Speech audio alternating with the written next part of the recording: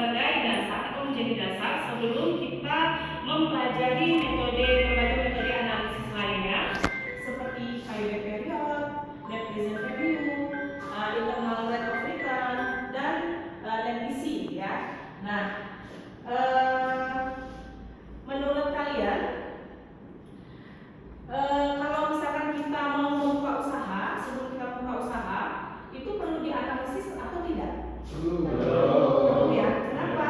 Karena kita tidak mau mengalami kerugian ya. Takutnya kan mengalami kerugian. Jadi sebelum melakukan usaha atau melakukan investasi, kita akan menganalisis terlebih dahulu tentunya gitu. Nah, next.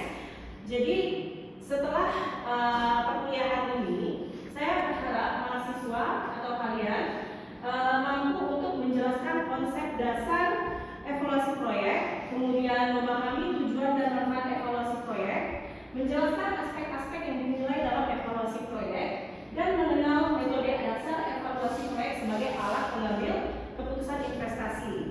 Nah, dalam kehidupan sehari-hari,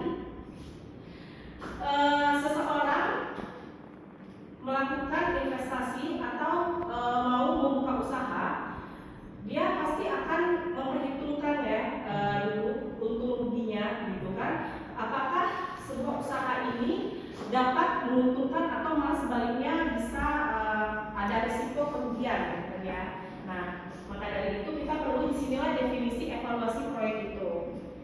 Next. Kemudian, mengapa evaluasi proyek? Apa sih pentingnya evaluasi proyek? Nah, seperti ini, evaluasi proyek itu penting karena dapat mengurangi risiko kerugian investasi, kemudian membantu memilih proyek yang paling menguntungkan, dan mengoptimalkan penggunaan modal menjadi dasar dalam pengambilan keputusan bisnis. Jadi tanpa evaluasi yang baik, peluang kegagalan usaha akan semakin besar, gitu ya. Nah, next. Nah, ini tujuan. Jadi kita bukan hanya mengetahui definisinya evaluasi proyek itu apa, tetapi kita juga ingin mengetahui kan manfaatnya apa sih gitu, tujuannya apa gitu kan. Nah, tujuan utama evaluasi proyek yaitu, boleh bantu saya, Mas? Boleh apa? Pertama, apa aja sih tujuannya? Boleh dibacakan sama saya? Tujuan utama evaluasi proyek itu adalah diantaranya itu mengetahui kelayakan suatu proyek. Yang selanjutnya itu memperkirakan keuntungan usaha, melihat efisiensi penggunaan dana investasi, mengidentifikasi risiko yang mungkin muncul, dan menentukan apakah proyek layak dijalankan atau tidak. Nah, jadi ini untuk tahapan-tahapan evaluasi proyek ya. Jadi tahapan ini ada 5. Kalau tadi kan tujuannya sudah tahu ya. Nah, kalau untuk tahapannya ini ada 5, yaitu yang pertama identifikasi ide proyek, lalu studi kelayakan proyek, kemudian analisis biaya dan manfaat, dan keempat analisis resiko, kelima pengambilan keputusan investasi. Jadi tahapan tersebut itu tidak boleh terlewati gitu. Jadi biar lebih maksimal lagi ya. Nah, next. Aspek-aspek evaluasi proyek. Nah, dalam evaluasi proyek terdapat beberapa aspek yang penting harus kita lakukan. Yang pertama, aspek pasar, yang kedua, aspek teknis, ketiga, aspek manajemen, keempat, aspek hukum, dan kelima, aspek keuangan. Nah, jadi misalkan nih, kalau kita punya produk bagus, tetapi tidak ini ya, misalkan punya produk bagus, tetapi tidak laku lah kayak gitu kan, tidak. Jadi disinilah pentingnya aspek pasar gitu. Jadi tidak menghasilkan keuntungan kan ya kalau misalkan begitu. Makanya aspek-aspeknya ini memang harus diperhatikan. Jadi kelima tersebut saling berkaitan dalam menentukan keberhasilan suatu proyek. Nah, di sini ada yang ingin bertanya? Kalau belum kita lanjut lagi ya, next ya. Kemudian nih, cash flow dan time value of money. Apa itu cash flow? Nah, cash flow itu adalah seluruh penerimaan dan pengeluaran kas selama proyek berjalan. Jadi arus kas gitu. Sedangkan time value of money menjelaskan bahwa uang yang diterima hari ini lebih berharga, lebih bernilai dibanding uang kedepannya. Misalkan contoh, kalian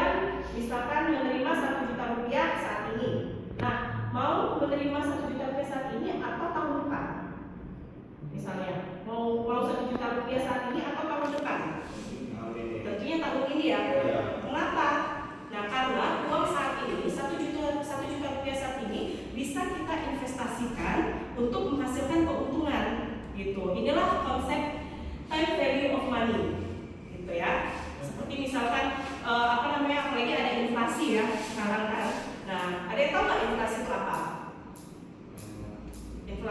Inflasi itu adalah kenaikan harga secara terus-menerus. Jadi istilah inflasi, ada lagi istilah deflasi namanya. Jadi itu penurunan harga secara terus-menerus. Misalkan kayak waktu tahun 98 ya, saat krisis moneter, itu kan kenapa terjadi? Karena kan ada inflasi ya, inflasi terus-menerus. Nah, itu inflasi nominal mata uang itu yang nominalnya saat itu besar, nominal besar, tetapi nilainya kecil gitu. Jadi kalau misalkan kita mau berinvestasi, kita pilihlah investasi yang memang untuk jangka panjangnya bagus. Misalkan contohnya apa? Tanah misalnya gitu kan, makin lama kan makin naik nilainya ya. Kemudian apa lagi? Emas. Nah, kayak kemarin waktu itu 2 tahun berapa ya?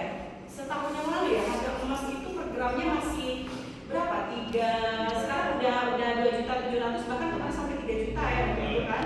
Nah, disitulah yang banyak gak sih harga emas mulai naik kan. Nah, itulah yang namanya inflasi, dan itulah kita harus tahu berinvestasi yang tepat itu lebih tepatnya gimana gitu. Ada juga misalkan kita mau bangun kos-kosan misalnya gitu, itu kan investasi jangka panjangnya bagus juga ya gitu kan, macam-macam. Nah dari situ, tapi sebelum itu saat kita mau membuka usaha atau mau berinvestasi nih, kita mau kasih modal untuk apa, kita tentu harus melakukan analisis terlebih dahulu. Supaya apa? Supaya menghindari resiko kerugian, ya kan? Nah, sampai sini paham ya? Nah, oke. Nah, next, metode evaluasi proyek. Beberapa metode yang umum digunakan antara lain, ini ada beberapa metodenya nih. Kalau MPV itu kan baru dasar ya, baru mohon maaf kalau misalkan MTV maksudnya, MTV itu baru dasarnya ya, itu cara sederhana untuk menghitungnya. Misalkan ada nggak nih contohnya yang mana? Nah seperti ini contohnya, sebelum kita kembali ke slide sebelumnya itu. Ini contoh sederhananya, sebuah usaha membutuhkan investasi sebesar 100 juta rupiah. Kemudian arus kas masuk setiap tahun sebesar 25 juta rupiah, gitu. Maka payback period sama dengan investasi awal dibagi arus kas. Jadi arus kas itu cash flow namanya ya. Nah itu 25 juta rupiah. Kemudian investasi sebesar 11 juta. Itu dibagi aja 100 juta dibagi 25 juta. Nah hasilnya kan 4 ya.